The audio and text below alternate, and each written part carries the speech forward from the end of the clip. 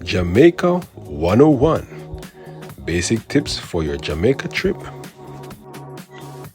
Catching a long flight can leave you feeling jet lagged. Rest and planning ahead can help you recover faster.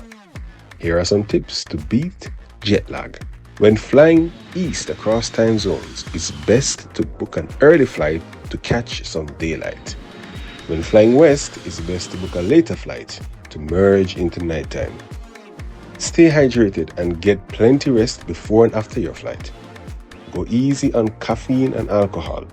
Set your watch to the time zone of your destination once on the plane. Jamaica is GMT -5. That's short for good memories times 5. Jamaica, bounce back better.